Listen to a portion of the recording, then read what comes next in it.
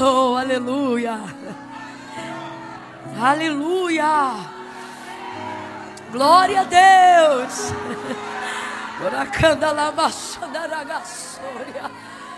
Oh, Jesus. Jesus.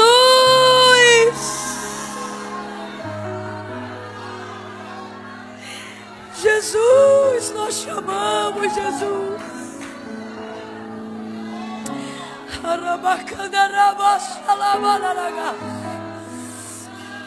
Oh, estenda a sua adoração a Ele. Estenda a sua adoração a Ele. Levante uma das suas mãos, diga alguma palavra bonita para Ele. Elogie a pessoa bendita do Espírito Santo de Deus. Diga para Ele que Ele é a força da sua vida.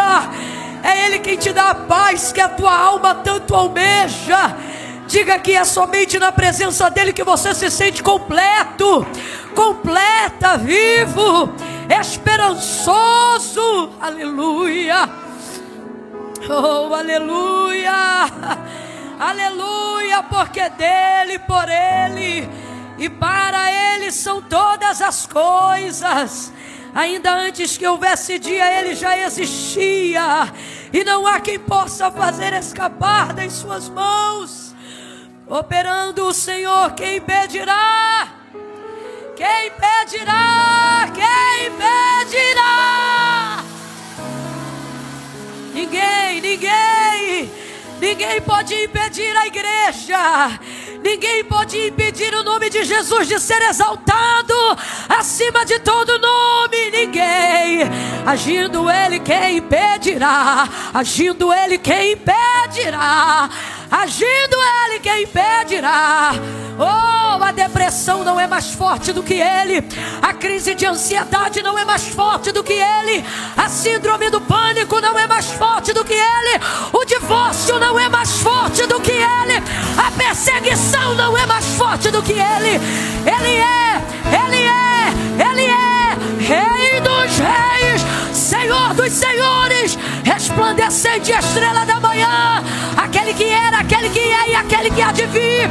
Ele é o Deus de Boston, Ele é o Deus do avivamento, Ele é Rei dos reis, Ele é Senhor dos senhores. Eu estou sozinho aqui, ou mais alguém consegue levantar as mãos e adorá-lo comigo nesta noite? Renda graças a Ele. O mesmo ontem, o mesmo hoje e o mesmo eternamente. Santo, santo, santo, santo, justo, fiel, digno.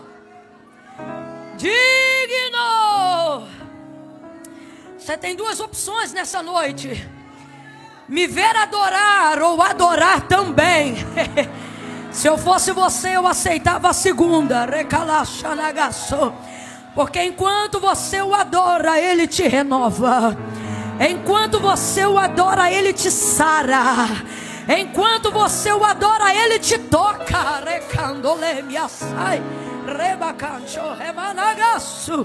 Rosa de Saron, lírio dos vales, Alfa e Ômega, primeiro e o último, Cordeiro de Deus que tira o pecado do mundo, todo poderoso, santo, santo, santo, santo, santo é o Senhor dos exércitos, e toda a terra está cheia da sua glória.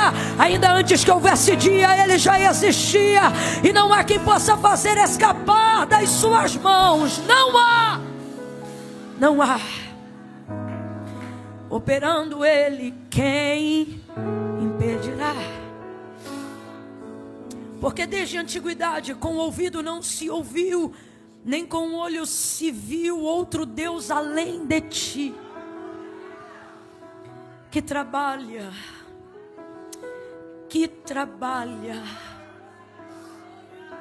Quem tira férias é você. Deus trabalha. Quem descansa somos nós. Deus trabalha. Outro Deus além de ti, que trabalha para aqueles que nele esperam.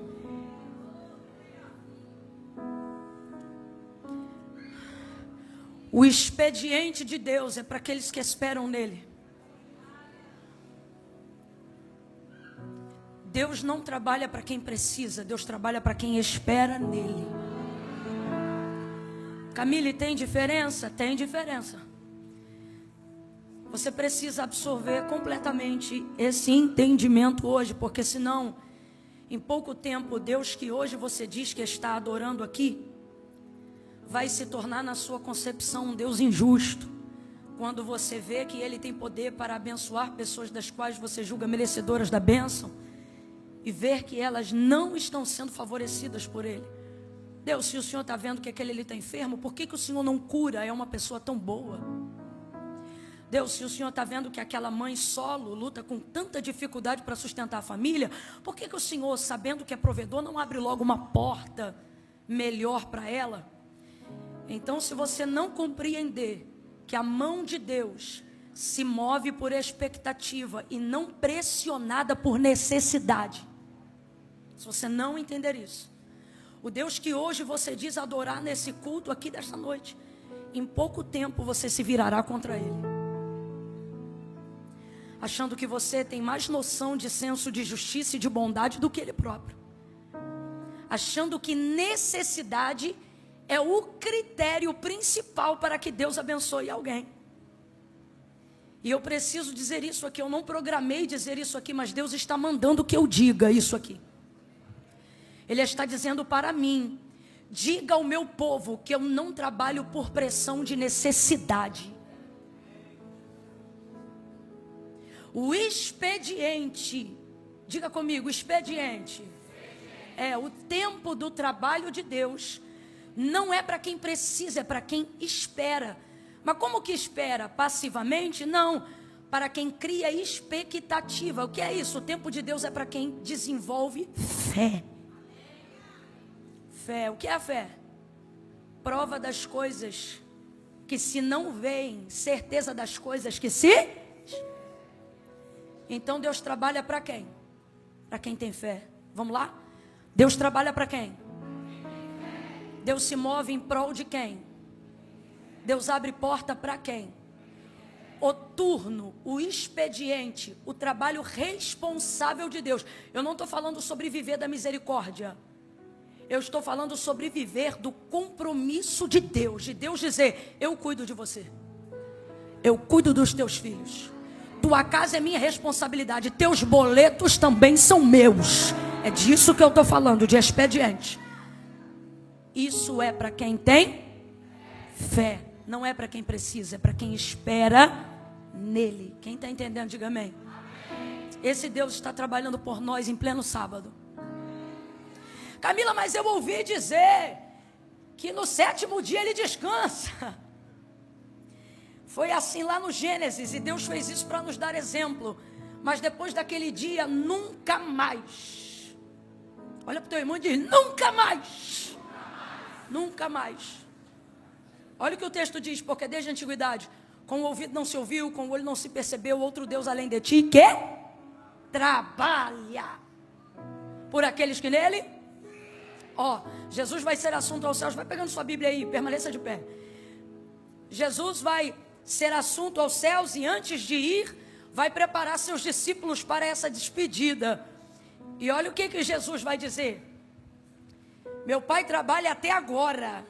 Qual é a impressão que você tem quando Jesus fala isso? Meu Pai trabalha até... A impressão que você tem não é que ele não parou? Sim ou não? Sim ou não? Não só que não parou, mas que também não para nunca. É ou não é?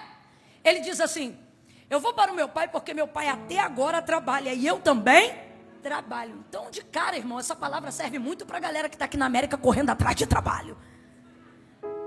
Seu trabalho não é justificativa para você não servir a Deus. Jesus está dizendo, entenda, é como se ele dissesse, eu duvido vocês trabalham mais do que eu, e eu trabalho até agora. Meu Pai também trabalha, e nós estamos trabalhando em prol de um reino.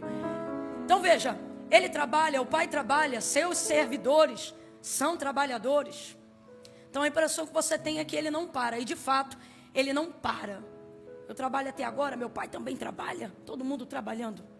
Então, você compreende que Deus não para. Hoje você está aqui celebrando ao Senhor, mas Deus não está descansando. Deus está, bora, Deus está trabalhando. Deus está trabalhando. Então isso é bíblico. Camila, mas o texto não diz também que ele descansou só naquele dia? Que dia que ele descansou? Depois de criar todo o mundo. Ele criou o universo e no 7º dia ele descansou. E depois ele criou o homem. E aí? Nunca mais. Eu vejo isso um pouco na paternidade daqueles que já são pais. Eu ainda não tive o privilégio de ser mãe, mas creio que ainda serei. Amém. E uma coisa eu ouço em comum entre homens e mulheres. Quando eu pergunto para alguém que já é pai, que já é mãe, eu digo assim: e aí, quando tem o filho, o que muda? O olho de todo mundo, a pupila dilata imediatamente. E eles dizem assim: tudo. Muda tudo. Dizem isso imediatamente. Eu tenho para mim que isso é um princípio divino, que isso também aconteceu com Deus.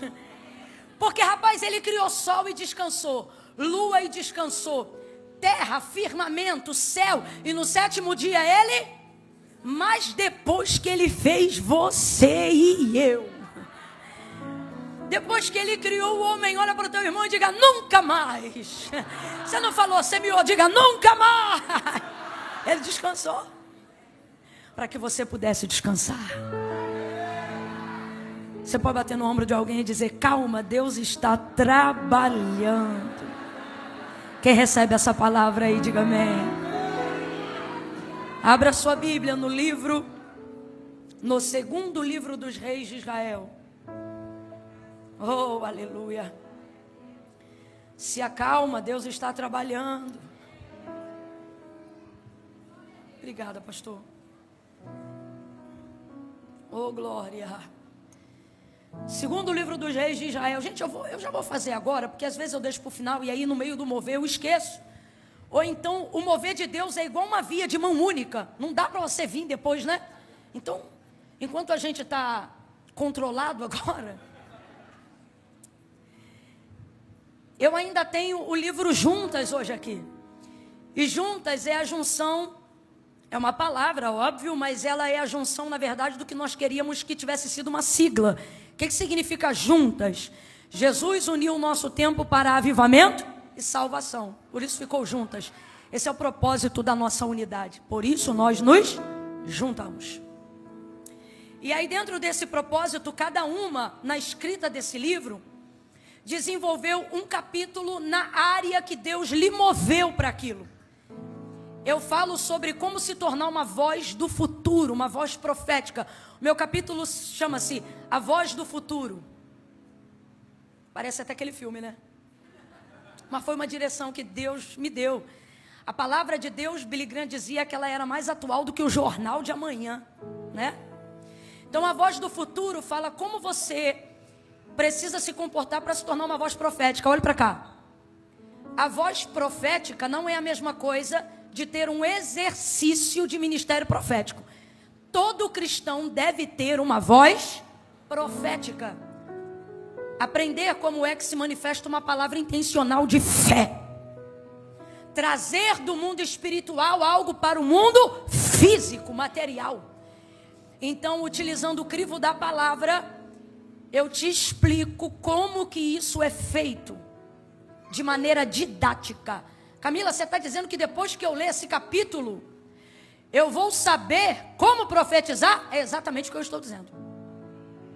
O profeta não inventa, o profeta precisa ter a capacidade de reproduzir aquilo que Deus já disse. Logo, você pode profetizar, desde que você saiba o que Deus falou, o que Deus disse. E qual é a maior profecia? Onde ela está? Na minha boca? Na palavra de Deus. Então é nesse sentido, ok? A pastora Midian Lima falou sobre maternidade, preparando um lugar seguro para a minha geração. Quem é mãe aí, diga glória. Quem ainda não é, mas um dia quer ser, diga aleluia. Tamo junto. Então isso aqui, o capítulo da Midian, ela conta uma experiência que o filho dela do meio quase teve de morte. E aí ela traz essa experiência, esse testemunho, e fala como Deus dirigiu e o que Deus queria dizer com aquilo para ela. E ela mudou um comportamento dentro de casa, compreendendo que ela precisava proteger a família dela, compreendendo que quando ela protege a casa dela, ela não protege só a casa dela, ela protege uma geração inteira. Então ela explica isso, e isso é uma visão de Deus, porque Deus, quando chama Abraão, você lê a Bíblia e vê um homem, sim ou não? Mas Deus, quando olha para Abraão, não vê um homem, vê uma nação. Então ela fala sobre isso aqui. Alguém aqui conhece a pastora Raquel Lima? Rapaz, a Raquel não finge, ela é aquilo mesmo. Então o capítulo dela chama-se Dançando na Chuva. A capacidade de preservar a alegria nos momentos de dificuldade. A Raquel é a pessoa mais constante que eu conheço. O pau tá quebrando. E ela tá aqui, ó. Mano, a mulher tsunamita, aquela do vai tudo bem, tem ódio da Raquel. Dizendo, quem é essa que quer tomar meu lugar? Então ela ensina que a alegria do Senhor, que é a nossa força, não é a nossa, é a do. E aí ela te ensina como ter a alegria do e não depender mais da sua para ser feliz. Não é porque é minha amiga não, mas o capítulo dela, sem dúvida, é um dos mais desejados. Ela arrebentou a boca do balão. Aí, ó. Pronto. E no último, Gabriela Lopes, ela fala sobre romper, como romper para entrar no novo. Camila, por que você está usando esse tempo para falar isso? Porque de verdade, eu não quero que você leve só para me abençoar. De verdade, irmãos, o Senhor tem nos abençoado. Só que a bênção, a Bíblia diz que é uma via de mão dupla. Então, se é para levar para decoração, não leva, compra um troço ali na TD Maxx. Hoje eu fui lá, coisa mais linda. Quase chorei, dá vontade de levar papel de presente para o Brasil. É um negócio de louco. Mas não, Camila, eu entendo que vai agregar conhecimento, valor. Leva e leia, porque esse livro foi ungido para que quem nunca conseguiu ler nada consiga ler ele inteiro. Diante de Deus, essa foi a oração e a unção que a gente derramou sobre esse livro. Então a Gabriela fala sobre como romper o novo. Ah, Camila, como romper o novo eu não preciso saber não. O novo chega, tá tudo bem, é aí que você se engana. É a parte mais difícil. Por quê? Porque você é bom de luta, você é bom de peleja. Você é bom de desconfiar, de ficar armado. Quando a bênção vem, você suspeita do cenário do cumprimento da promessa. Porque o tempo da bênção não se compara ao tempo da luta. Vamos falar a verdade? O que dura mais? O tempo da bênção ou o tempo da luta? Então, quando a bênção vem, você não está tão pronto quanto pensa para receber ela. Então você desconfia de tudo. Você espera um tempão o cara perfeito. Quando o cara chega, você diz, duvida, isso é lobo. Não tem como.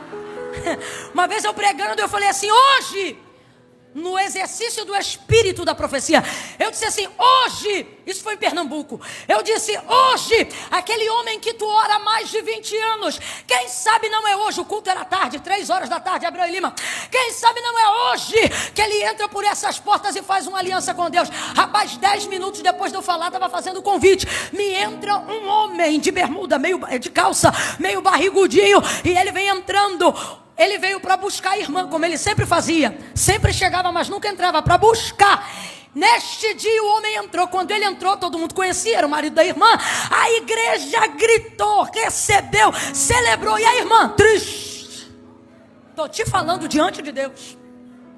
Quando terminou o culto, eu falei para ela, eu percebi que todo mundo celebrou, mas você não celebrou. O que aconteceu? Aí ela, pastor, eu estou orando há 20 anos. Hoje, assim, do nada ele entra. Eu estou desconfiado, eu botei a mão na cabeça dela e falei, o sangue de Jesus tem poder. Eu não estou brincando, eu falei sério. Eu disse, irmã, você está suspeito. Você acha o quê? Que no céu tem lixão de oração? Então a gente tem dificuldade de aceitar o novo. Está aí o testemunho de uma querida, nunca mais eu esqueço, Claudinha Canção, do Canção e Louvor. Claudinha disse que fez uma carta para Deus, ela contou isso numa live, por isso que eu estou contando aqui. Ela fez uma carta para Deus, e ali ela colocou todos os quesitos que ela queria no homem de Deus que ela queria casar. Quando o Dibi chegou, ele era tão perfeito com o que ela pediu na carta, que ela disse, não tem como. A gente tem dificuldade de aceitar. Então a Gabriela trafegou com maestria bíblica nessa área, para que você aceite o tempo do consolo, da recompensa. Então, irmã, quando o culto acabar, hoje, como meu pai trabalha e eu trabalho até agora, eu vou dar um expediente lá só para dar uma assinatura. Então, terminando, você querendo passar lá, vai ser uma bênção, ok? Invista no reino de Deus. Aproveita e compra uma camisa das irmãs também. E quando o culto terminar, tem churrasquinho hoje? É a hora de entrar na carne, com autorização da igreja. Melhor churrasquinho que eu já comi na minha vida. Cadê o irmão? Cadê o vaso do... Mano, se tinha um sacrifício que era oferecido em Jerusalém, devia ser algo parecido. Coisa boa demais. Perdão, Senhor. Chega, vamos embora. 2 Reis, capítulo 4. Vamos falar daquela que está com raiva da Raquel.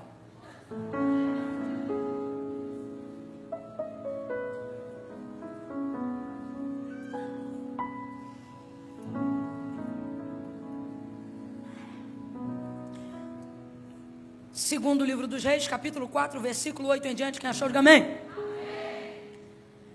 Certo dia passou Eliseu por Sunem, onde se achava uma mulher rica, a qual o constrangeu a comer pão. Daí, todas as vezes que passava por lá, entrava para comer.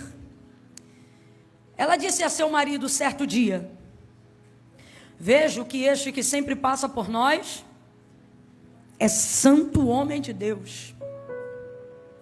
Vejo que este que sempre passa por nós é o que, gente? Façamos-lhe em cima um pequeno quarto, obra de pedreiro, e ponhamos-lhes nele uma cama, uma mesa, uma cadeira e um candeeiro. E quando ele vier à nossa casa, se retirará para ali. Um dia, vindo ele para ali, retirou-se para o quarto e se deitou. Então disse ao seu moço Geazi: chama a sunamita. Chamando a ele, ela se pôs diante do profeta. E este dissera ao seu moço: diga-lhe assim, tu tens nos tratado com tanto zelo, tanta abnegação, que se há de fazer por ti? Haverá alguma coisa que se fale em favor de ti ao rei ou ao comandante do exército? E ela respondeu: habito no meio do meu povo. Então disse o profeta: que se há de fazer por ela? E Geazi respondeu: ora, ela não tem filho, e o seu marido é avançado em idade. Disse Eliseu: chama ela. E chamando-a ela, ela se pôs à porta, e disse-lhe o profeta: por este tempo, daqui a 1 ano, abraçarás a um filho. E ela disse: não, meu senhor, homem de Deus, não mintas a tua serva. Porém a mulher concebeu, deu à luz a um filho, no tempo determinado, no ano seguinte, como Eliseu lhe dissera. E você diz? Amém. Senta dando glória a Deus aí.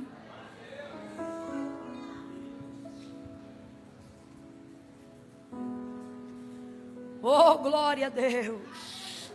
Estamos juntos? Nós estamos literalmente juntas hoje. Seu blazer é lindo, cara. Que bom gosto.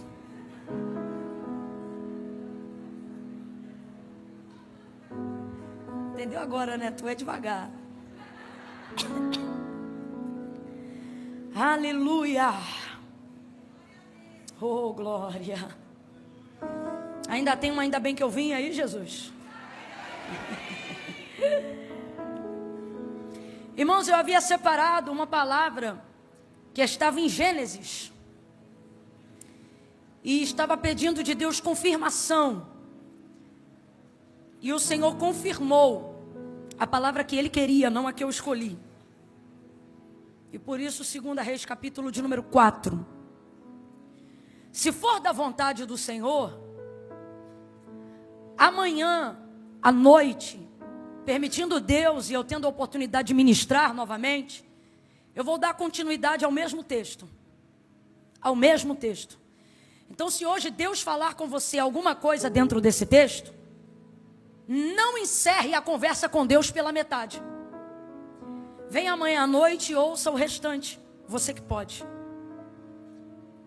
Se não,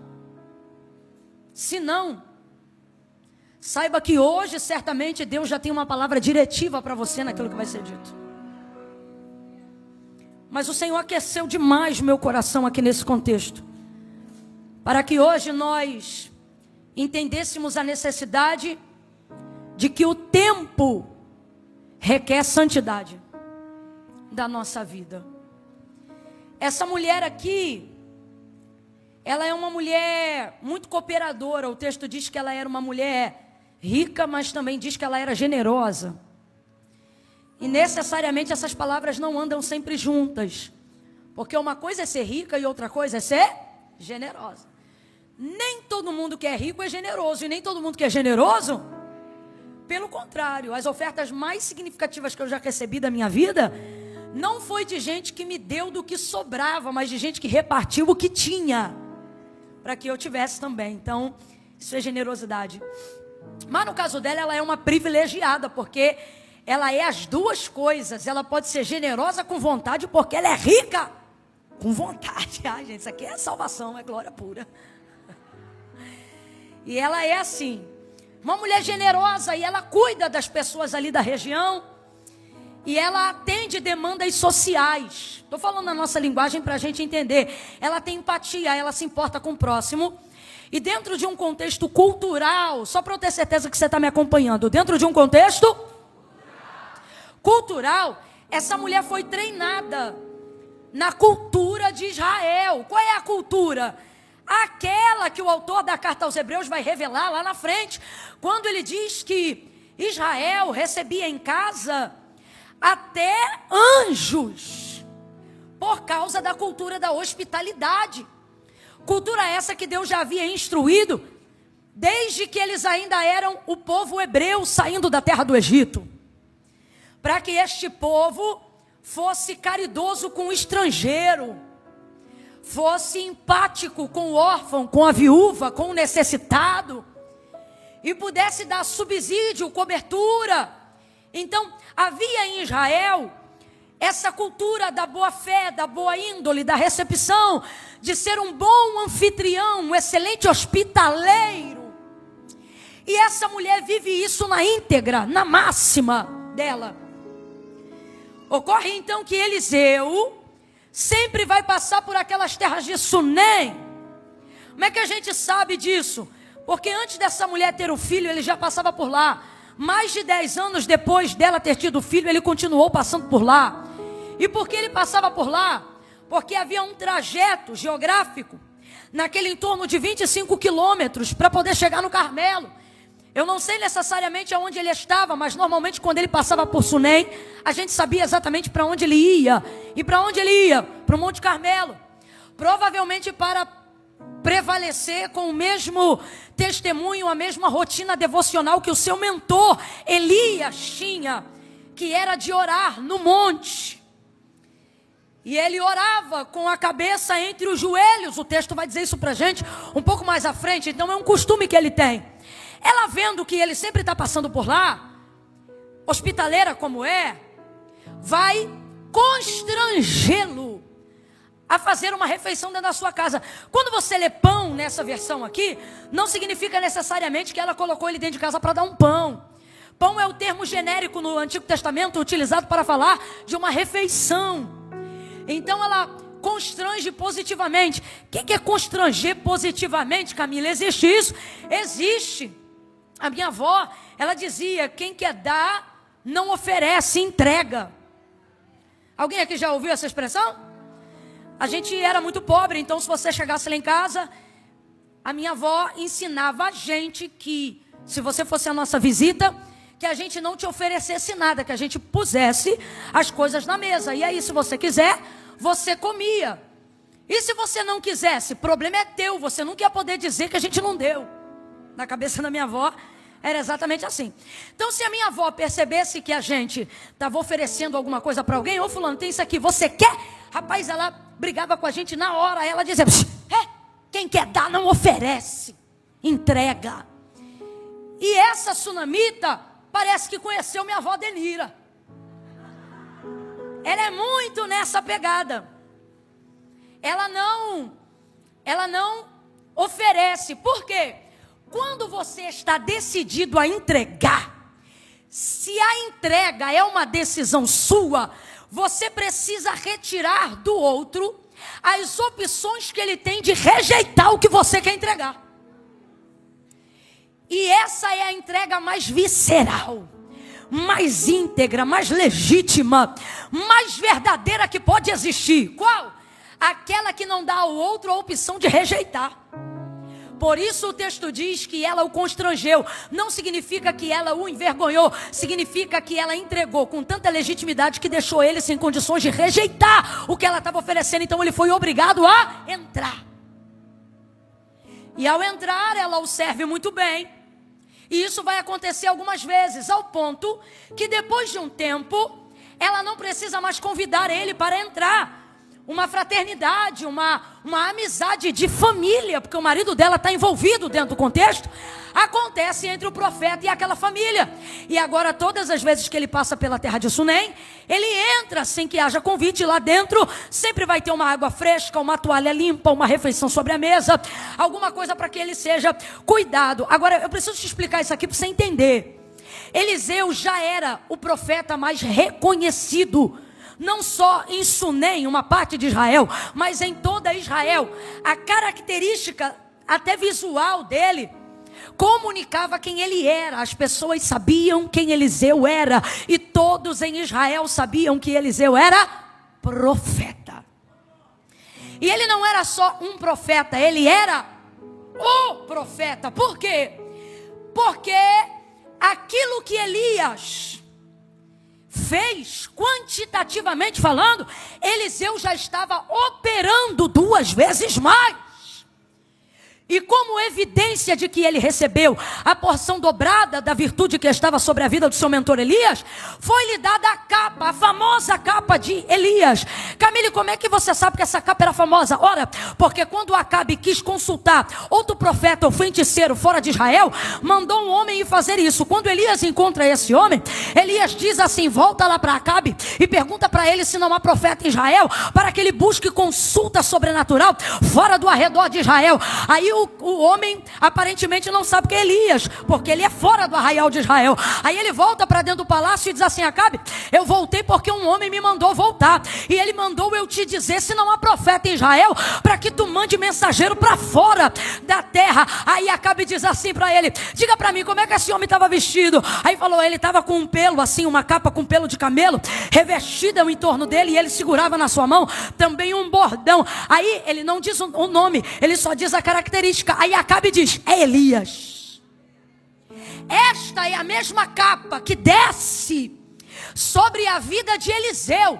Eliseu sai com o bordão, com a capa e com o moço do profeta, igualzinho tinha Elias. Pena que Geazi não era crente igual Eliseu. E ele vai caminhando. Então, por que você está dizendo isso? Para você entender o quão famoso Eliseu já estava. Enquanto Elias tinha a rejeição do reino, dos governadores, Eliseu era aclamado pelos comandantes.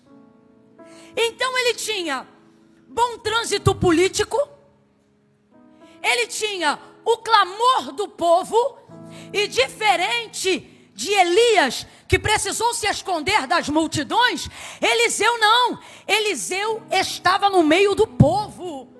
Por que eu estou dizendo isso? Qualquer pessoa queria ter 5 minutos com Elias, gente. Elias era aquela pessoa que, se ele orasse para abrir, abriu. Se ele orasse para fechar, fechou. Se ele dissesse levanta, considere de pé, entende? E essa mulher vai receber esse homem reconhecidamente como profeta, pelo qual Deus fala ao seu povo por intermédio dele. Só que eu quero que você se atente a isso, e é sobre isso que nós vamos falar nessa noite. Essa mulher não se relaciona com o ministério profético de Eliseu em nenhum momento. Ela é uma mulher que recebe ele, que honra ele, que cuida dele, mas que não se relaciona com aquilo que ele tem de mais poderoso na vida dele: o reconhecimento do ministério profético. Todo o povo sabia que Eliseu era profeta. Vamos junto? Todo o povo sabia que Eliseu era? Todo o povo sabia que Eliseu era? E todos, sem exceção, até os assírios queriam ter um minuto com Eliseu, porque nenhum profeta era como Eliseu. E essa mulher recebe Eliseu em casa com frequência. E sabe quando ela pediu uma oração para ele? Nunca. Sabe quando ela fez uma pergunta da Torá para ele? Nunca. Sabe quando ela tirou alguma dúvida sobre fé com ele? Nunca. Olha para o teu irmão e diga: isso é estranho. Isso é estranho. Depois de um tempo, ao receber ele por ali, ela diz: marido, eu tenho visto que este que sempre passa por nós.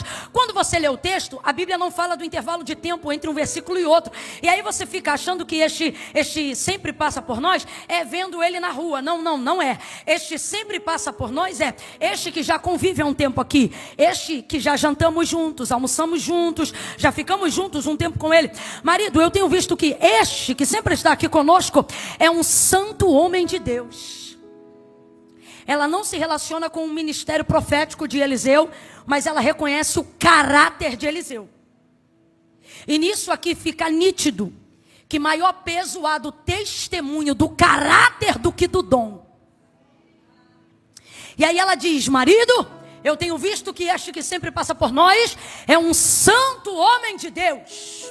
Marido, ele é santo. Bora junto, igreja. Ele é? Ele é. Ela não se relaciona com o sobrenatural. Mas assim como ela não deu a ele opções de rejeitar, porque ela entregou o que queria entregar, assim é o testemunho do caráter. Você não consegue ocultar. Ele vai aparecer naturalmente, instintivamente, despretensiosamente. Caráter grita. Marido, ele é um santo homem de Deus. Vamos fazer um quarto para ele, junto aqui ao muro, aqui em cima. Agora, o texto diz que ela era rica. Quem ainda está comigo, diga amém. Se essa mulher era rica e ele já estava acostumado a passar por lá, diga para mim, haviam outros quartos na casa dessa mulher, sim ou não? Quartos para hospedar pessoas, sim ou não? Ela era uma mulher do povo, gente, vamos lá, tinha quarto de hóspede, sim ou não? E eu tenho para mim que não era só um ou dois que tinha não, porque pobre se melhora um pouquinho, a gente já faz um quarto de hóspede. No Brasil, quem melhora um pouquinho já faz um puxadinho, uma kitnet, um quartinho. Você imagina uma mulher rica? Uma das coisas que faz o rico ter patrimônio de rico é a quantidade de quartos que ele tem na casa dele. Eu estava em uma região aqui de Boston agora que eu não me lembro o nome, e o pastor que trabalha como empreiteiro de algumas regiões aqui, construiu uma das casas mais caras que existem aqui na América. E uma das características da casa é que ela possuía 29 quartos. Meu irmão, 29 quartos. Então me parece até que é um critério da riqueza, né? Então, o texto diz que essa mulher era rica, então tinha quartos de hóspede sobrando na casa dela. E Eliseu certamente já deve ter ficado em um ou dois. Mas isso antes do testemunho do caráter dele gritar. Porque depois que ela afere, depois que ela mede e testemunha que ele é um homem santo, ela não se sente mais à vontade em hospedar ele onde os outros se hospedam. Ela não se sente mais à vontade em acolher ele onde outros também são acolhidos. Ela não se sente mais à vontade de só trocar o lençol, mas manter o homem de Deus no mesmo quarto. Eu vou falar bem rasgado que é para todo mundo entender. Essa mulher aqui tem quarto para pregador, tem quarto para missionário, tem quarto para pastor. Ela tem quarto para presbítero, evangelista, missionária, dirigente do círculo de oração. Você está entendendo? Ela tem quarto para quem tem cargo, para quem tem status, para quem está atrelado ao rol de membros da igreja. Ela tem quarto para quem toma santa ceia. Ela tem quarto para quem é líder do departamento dos homens, das mulheres. Ela tem quarto para todas essas pessoas. Só que no padrão de santidade que ela vê em Eliseu, é a primeira vez. Então ela não se sente confortável de dar a alguém tão exclusivo, tão personalizado, algo que é comum aos outros. Então ela fala: marido, vamos fazer um quarto para ele. A minha versão Almeida, corrigida e atualizada, vai dizer assim, obra de pedreiro. Gente, Quem é que gosta de fazer uma obra e ainda morar na casa que está fazendo obra? Cadê você, doido? É tu? Gabi, tem misericórdia. Não, você gosta, não, você precisa. Não é isso? É isso, isso aí eu também já fiz. Agora, hobby. Ah, vamos embora botar uma massa aqui e lixar a parede, vamos? Não, você faz porque precisa. A mulher é rica, a mulher tem vários quartos, mas decide fazer uma obra de pedreiro. Será que ela não pensou que poderia reformar algum quarto e personalizar o quarto reformado para Eliseu, a fim de que ele sentisse que está entrando num ambiente novo e exclusivo, e então fechar aquele quarto e tornar aquele quarto um quarto que só Eliseu utilizaria todas as vezes que fosse para lá? Mas não, a santidade de Eliseu não permite a ela a comodidade de reformar o que já existe. O que é ser santo, gente? Ser santo é ser separado. Ser santo é ser consagrado. Ser santo é estar fora da via comum. Eu vou falar algo que talvez escandalize alguém, mas às vezes vai ser bom tomar um sustinho de santidade. O que você vai dizer, Camila? Santidade ainda paga bem. Santidade ainda recompensa melhor do que o exercício de qualquer dom ou ministério que você possa desenvolver. Eu não sei para quem, mas Deus trouxe a gente hoje aqui, e o que Ele está dizendo é: santifica e deixa a recompensa comigo. Consagra e deixa a recompensa comigo. Mano, não faz lógica. A mulher rica, o que não falta é quarto, reforma um e coloca o homem. Mas cadê a paz? Para fazer por ele o que está acostumado a fazer pelos outros. Deus está colocando no meu coração para eu dizer isso aqui. Tem gente que por causa do teu caráter não vai ter paz. Não vai ter paz para te dar o mesmo salário que todo mundo recebe, para te fazer passar pela mesma porta que os outros passaram, para te obrigar a viver o mesmo método que outros estão vivendo. Deus te trouxe nessa noite e Ele está dizendo: para quem se santifica, o quarto é exclusivo. Para quem se santifica, o lugar é personalizado. Para quem se santifica, eu faço algo novo. Para quem se santifica, a geografia é nova. Para quem se santifica, o jeito é novo. Deus está dizendo: eu vou te dar um acesso novo em um lugar antigo. Eu vou fazer de um jeito que você ainda não provou.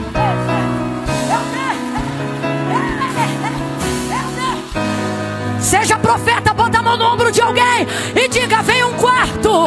Vem um quarto no pavimento superior. Deus vai te colocar num lugar alto, num lugar estável, num lugar de segurança, com caráter, com caráter, com caráter e com santidade. O caráter e a santidade serão suficientes.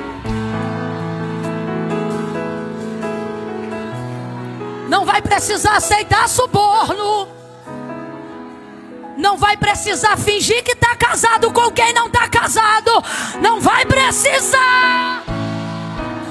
Não vai precisar mentir no documento.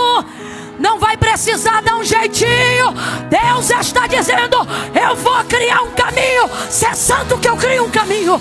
Se é santo que eu crio um meio. Aleluia. Aleluia.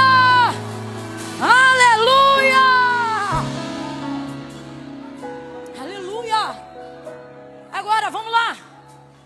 Camila, eu não sei se vale a pena pagar o preço, né? De santidade. Irmãos, você já percebeu como Satanás quer colocar a santidade e a religiosidade no mesmo plano? Como se uma fosse espelho da outra. E não tem nada a ver, mas por que Satanás trabalha com esse sofisma? Para fazer você acreditar que ser santo não é atraente. Que ser santo não é interessante. Que ser santo fará de você endurecido, robustecido, segregado pejorativamente. Só que isso é uma mentira. Se você olhar para o texto de Daniel, só um exemplo de santidade. Se você olhar para o texto de Daniel, você vai ver que ele assenta no coração dele. Os amigos fazem igual, mas fazem por influência e não por imposição. Veja como santidade é atraente.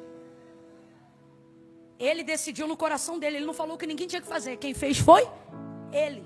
E ele comunicou o que ele havia decidido no coração dele para os amigos, que eram cativos com ele na Babilônia, outros príncipes cativos de Judá. E decidiu, assentou no seu coração, não se contaminar com o manjar do rei. O vinho que ele bebia, a comida que ele comia. Uma decisão que ele tomou. Aí, ele vai orar ao Deus de Israel e vai dizer: Senhor, me dá graça diante do chefe dos eunucos. Ele queria se santificar. E ele não queria se santificar para punir, para ser o mais maravilhoso. Não. Ele só queria se santificar para, mesmo distante da terra santa, continuar sendo santo para o seu Deus na Babilônia. Então, o texto diz que Deus deu a Daniel graça. Que é isso? Favor. Eu vou falar rasgado que é para todo mundo entender. Fez com que Daniel começasse a carregar dentro de si, nos olhos, na face, algo invisível, porém real, chamado carisma, convencimento do Espírito Santo. O que isso significa? É gente que diz não para todo mundo, mas se tu tiver a graça, a pessoa olha para você e sim. Ela não consegue dizer não para você. Fez isso com ele. Deus fez isso com Esther também. Eu não sei por que sempre pega uma menina mais bonita da igreja para fazer a Esther na peça. Rapaz, isso não está na Bíblia. O texto não diz que ela era mais bonita. Pelo contrário, no Império Medo-Persa, com todo respeito, falando a nível de características biológicas, dificilmente uma judia superaria os traços de uma mulher do Império Medo-Persa. Contudo, o texto diz que a Esther, Deus não deu beleza, Deus deu graça, favor. É por isso que tu vê gente que não canta cantando. Tu vê gente que não prega pregando. Tu vê gente que não é líder pastoreando com excelência. E isso buga a nossa mente. Porque o mais feio, porque o mais cabeçudo, porque o outro nem é assim, nem é assado. E Deus dizendo, não tem beleza, ainda não tem muita sabedoria, ainda tem muito polimento, mas graça eu já derramei desde o primeiro dia.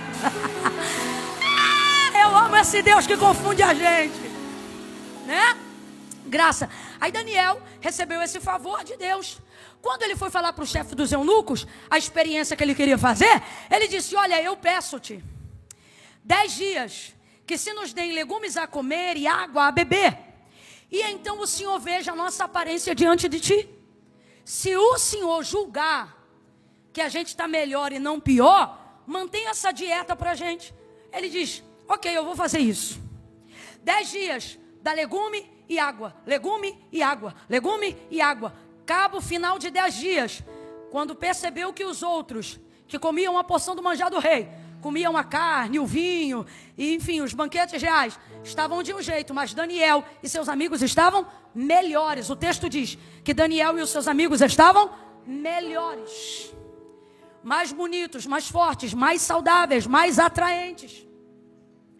Ao ponto que muita gente passa batido por cima do texto, mas há algo ali que eu acho fantástico. O chefe dos eunucos pega a dieta de Daniel e dos amigos e bota nos outros. É como se ele dissesse assim: agora vocês vão comer também o que eles estão comendo. Por quê? Porque o que eles estão comendo deixou eles melhor do que vocês.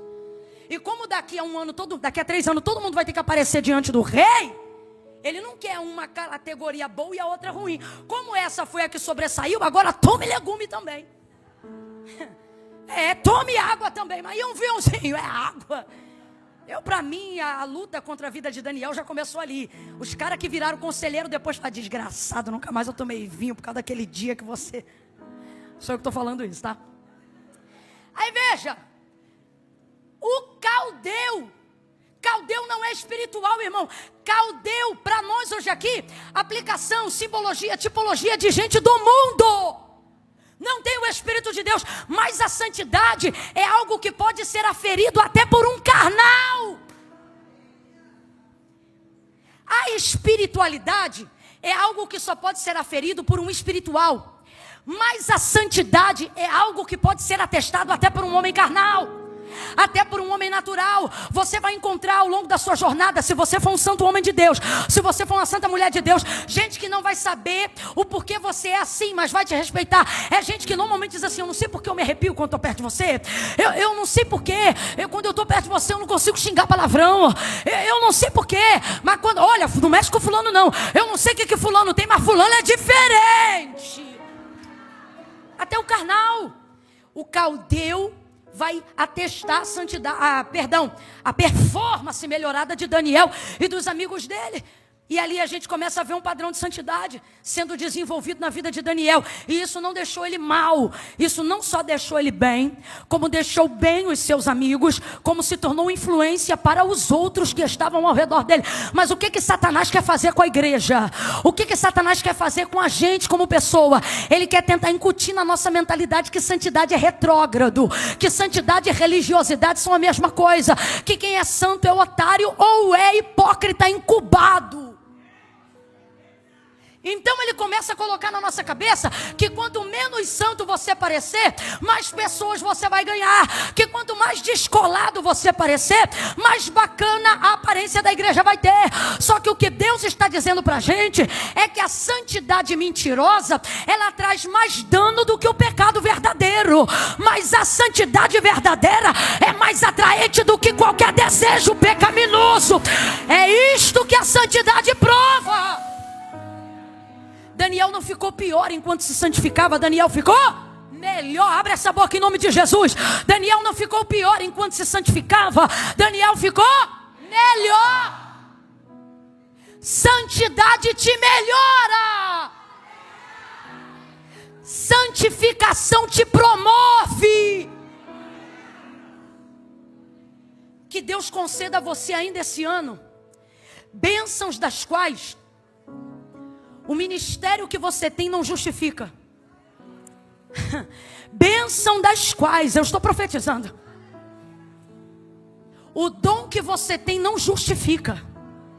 Bênção das quais alguém possa olhar para você e dizer: isso não é porque você prega, isso não é porque você canta, isso não é porque você é líder, isso é porque você consagra. Isso é porque você se separa. Isso é porque você não faz fofoca por temor a Deus. Isso é porque você não mente por amor a Deus. Isto é porque você rejeita o pecado para manter a comunhão com o Espírito Santo. Isto é porque você deseja ter mais intimidade com Deus do que amizade com o mundo.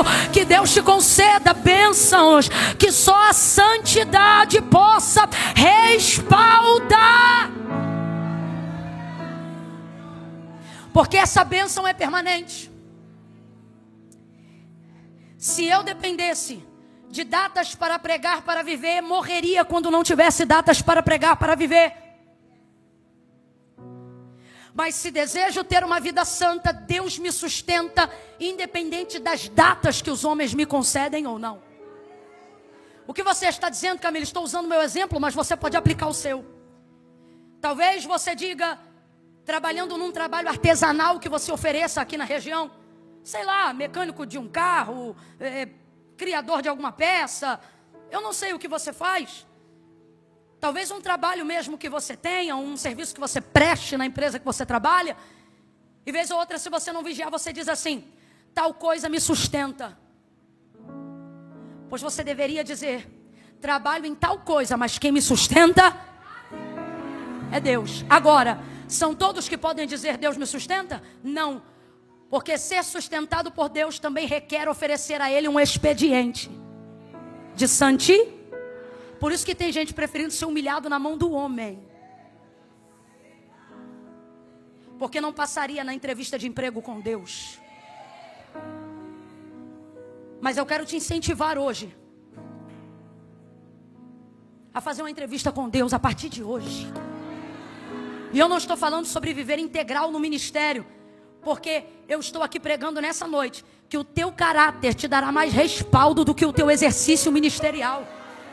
Então não fique pensando que eu estou falando sobre segurar microfone. Eu estou falando sobre ser pregador mesmo quando tua boca não estiver aberta.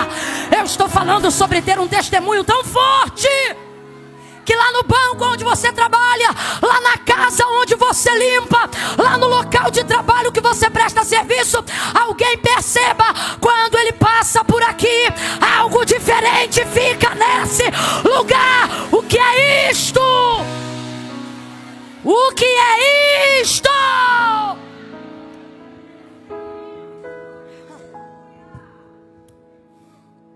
Haverá cura para essa região. Eu vou falar de novo e daqui a pouco você vai glorificar dobrado quando entender o que eu quero dizer. Haverá cura para esta região. Ela constrói então, ela se envolve numa obra por causa dele, meu irmão. Ela se envolve num incômodo por causa dele, mas o texto revela porque ela era abnegada. Ela não está preocupada com o incômodo que ela vai ter, ela está preocupada com o benefício que ele terá. Eu vou profetizar.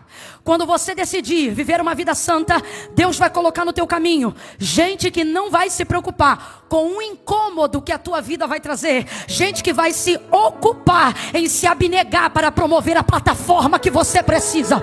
Para abrir... Eu estou sentindo graça de Deus. Você ora há tantos anos pedindo uma equipe, ora há tantos anos pedindo um time, ora há tantos anos pedindo funcionário. Você ora há tantos anos pedindo do teu lado gente de confiança. Você diz: Deus, eu tenho projetos grandes, mas eu preciso de pessoas grandes do meu lado. Deus está dizendo: haverá um tempo de tsunamita para a tua vida. Eu vou colocar gente abnegada no teu caminho, gente que não vai querer sugar teu ministério, gente que vai te dar plataforma para exercer aquilo que Deus colocou sobre você.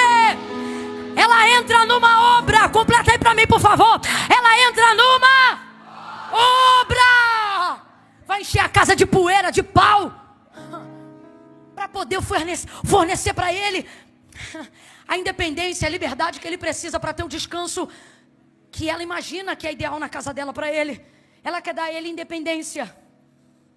Eu declaro, irmãos, que para aqueles que decidirem consagrar ao Senhor, Deus vai botar no teu caminho gente que não vai te usar, gente que vai te dar liberdade para ser usado por Deus.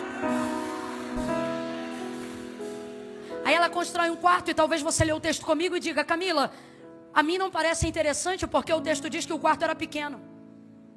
Só que não é sobre o quarto ser pequeno, é sobre a posição privilegiada do quarto. O texto sugere que a arquitetura da casa é linear e só um quarto está em cima. É o de quem? É o de quem? Eu já tive o privilégio, por bondade e misericórdia de Deus e do ministério que o Senhor tem me confiado, de ficar em alguns lugares muito bonitos. Mas eu percebi algo em comum entre alguns hotéis desses lugares mais bonitos. Por exemplo, há muitos lugares que, se te derem uma visão privilegiada da cidade ou de um ponto turístico, o quarto se torna mais caro à medida que ele sobe. Agora, eu fiquei assustada porque às vezes o do primeiro andar é exatamente o mesmo tamanho do superior. E aí você pergunta: por que é igual? É a mesma cama, a mesma mesa? Rapaz, você olha para o quarto, é igual. Só que o valor da diária é o triplo, é o quádruplo. E parece que quanto mais sobe, mais caro vai ficando. E aí certa feita eu perguntei para a recepcionista, eu ainda muito simples, não entendia, e ela disse que o quarto não era cobrado o valor mais caro pelo tamanho, mas pela posição. Porque a vista, e nunca mais eu vou esquecer esse termo, porque a vista é privilégio. Marido, façamos um quarto em cima, junto ao muro da nossa casa. Deus está dizendo: aquele que consagra não fica na linha comum horizontal. Rapaz, você está entendendo que ela está pegando o subsídio dela, as posses dela. Você está entendendo que ela está pegando o investimento dela e criando uma plataforma para ele subir.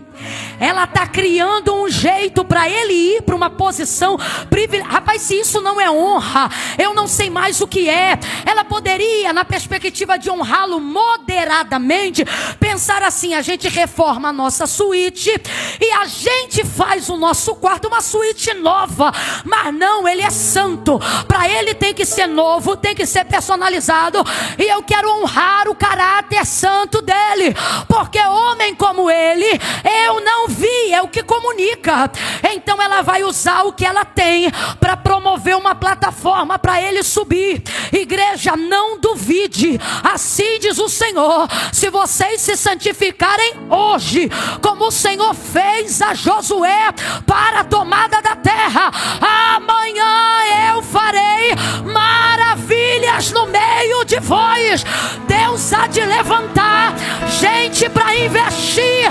Pastor Christian pode se apropriar dessa palavra, porque Deus está dizendo: se tu te santificar, eu vou trazer gente que vai investir para a Devec Boston subir, para o reino de Deus subir, para o nome de Deus subir. Aleluia! E quando eu digo se santificar, não é que a gente não santifica não, mas é ser separado mesmo. Sabe quando você sabe que está separado de verdade? Quando a galera começa a achar que você está louco. E sabe quando é que eles começam a respeitar e ver que você não está louco? Quando vê que Deus fecha contigo. Colocou ele nesse lugar. Penúltima coisa, esse quarto representa estabilidade. Deus confirmou essa palavra no meu coração quando a pastora Daniela e Cristina, antes de cantar o louvor recompensa, ela disse: haverá recompensa para quem se guarda, para quem faz o que Deus quer. Eu quero que você diga comigo, e eu sei que você sabe o valor que tem essa palavra, porque imigrantes sabem o valor que tem essa palavra. Diga estabilidade. Diga essa palavra, estabilidade. O Senhor está dizendo: santidade te dá um lugar de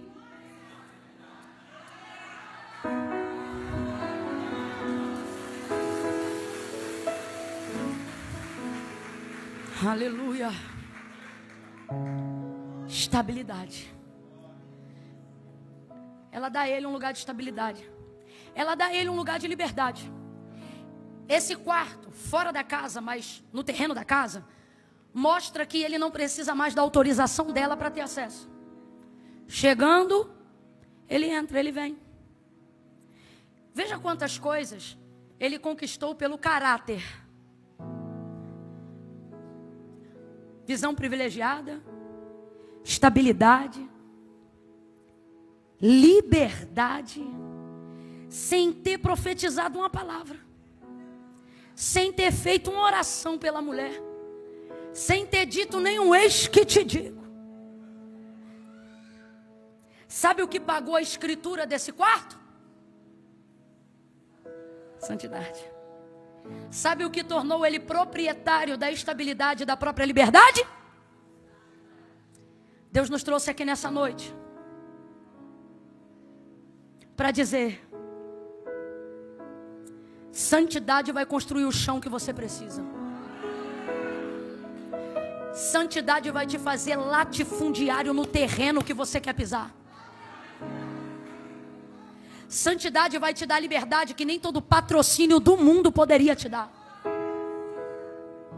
Deus está nos chamando a um compromisso nessa noite. Ele está dizendo: a porta da oportunidade para quem quer se santificar está aberta nessa noite. Não é santo para se tornar falso, hipócrita ou pior, arrogante. Ou orgulhoso da própria santidade, porque esse pecado vai levar para o inferno tanto quanto qualquer outro. O orgulho da santidade. Mas para aqueles que desejarem se santificar, vai acontecer exatamente o que aconteceu com Eliseu. Deus vai preparar um lugar para você. E depois, Camila, depois ele vai te usar.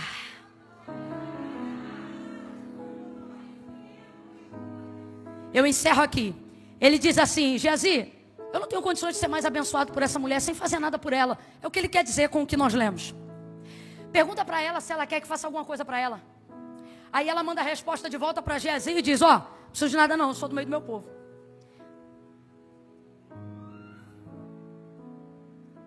Aí Geazi diz assim: ó, isso foi o que ela disse, mas eu percebi que ela não tem filho. Ele diz: chama ela aqui. Quando ela para na porta do quarto que ela construiu para ele, ele diz assim: neste tempo determinado, cabo de 1 ano, tu conceberás e darás à luz a um filho. Ele está dando para ela a mesma estabilidade e a mesma segurança que ela deu para ele. Por quê? Porque ter um filho naquele dia era manter teu nome no testamento se teu marido morresse. Você lembra, o marido dela era... Se ela não tivesse um filho com ele, o dinheiro não ficava para ela e o patrimônio também não, ficava para a família dos irmãos dele. Então, quando ele dá um filho para ela, mesmo ela dizendo que não era o que ela queria, ele também está dando para ela liberdade, estabilidade, segurança, garantindo sua riqueza, sua generosidade, suas posses, sua família. Ok, irmão? A semeadura você já ouviu, é opcional, mas a colheita é certa, é obrigatória. E você vai colher aquilo que você plantar. Não adianta você plantar limão e querer colher jaca. Mas aqui foi patente, foi nível. Um deu jaca e o outro deu melão. Tudo grande. Pronto, aí ela tem isso. Era para ela dar glória, era para ela celebrar, era para ela dizer: uau, a chance da minha vida, minha história mudou, a ameaça ao meu redor saiu, glória! Mas não, ao desespero dela: não, meu Senhor, homem de Deus, não mintas. A tua serva, mano, essa mulher está com a cabeça bugada, Dani. Como é que ele é santo? Como é que ele é homem de Deus? E como é que ele é mentiroso? Aí eu te pergunto, pode um homem de Deus ser um mentiroso, gente? Mas pode um mentiroso dizer que é homem de Deus? Ela era uma mulher do povo, quem lembra, diga amém. Ela está acostumada a receber gente que diz que é o que quer. Aí agora ela até conhece Eliseu e dá testemunho do caráter. Mas quando ele entra no profético, perceba, quando ele entra no sobrenatural, quando ele entra no poder de Deus, ela rejeita imediatamente. A palavra não é sim, a palavra não é yes, a palavra é não.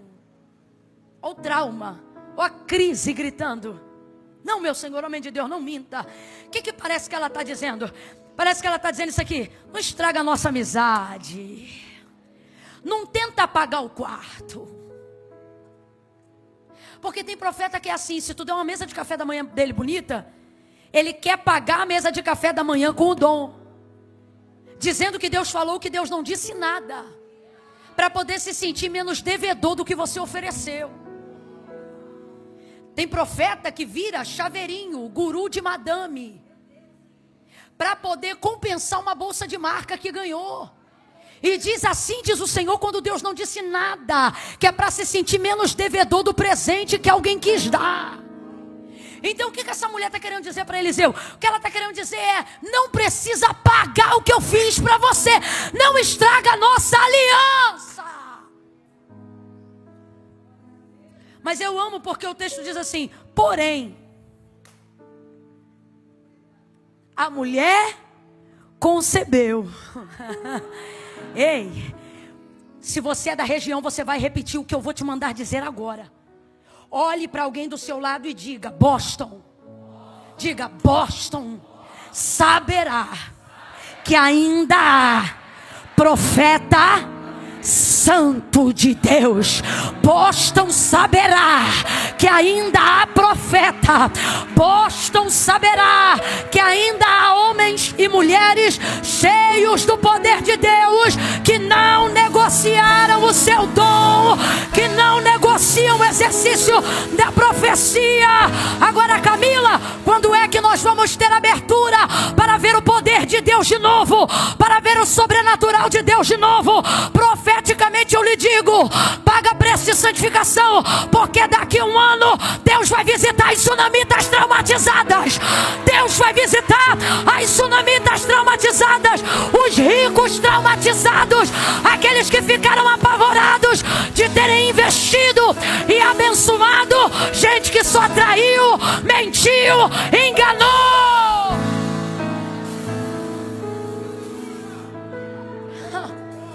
Aleluia! Foi o caráter dele que trouxe o coração dele e do marido para perto. Não foi o dom. O dom, quando foi utilizado, afastou na hora. E qual é o problema? As pessoas querem usar o dom para aproximar. Porque você quer impactar com o poder. Olhe para mim. Pare de sonhar com o microfone. Sonhe com um caráter cristão. Pare de sonhar em ser um pregador como X, Y, Z. Um dos maiores pregadores do século XIX, Charles Haddon Spurgeon, ele vai dizer que o melhor sermão que ele gostaria de pregar ainda não tinha pregado, mas hoje, não estando vivo, ele está pregando, porque o que ele disse foi que o melhor sermão pregado é aquele que não necessita de palavra nenhuma para ser dito. O que é que ele está dizendo? O melhor sermão é o testemunho de um caráter cristão. Este caráter vai derramar bálsamo em casas de pessoas que ficaram traumatizadas com ministérios, com dons. Eu já não estou pregando, eu estou profetizando. O teu caráter vai derramar óleo, vai derramar consolação, vai derramar cura, vai derramar restauração. A tua vida vai falar mais do que a mensagem, a tua vida vai falar mais do que o louvor.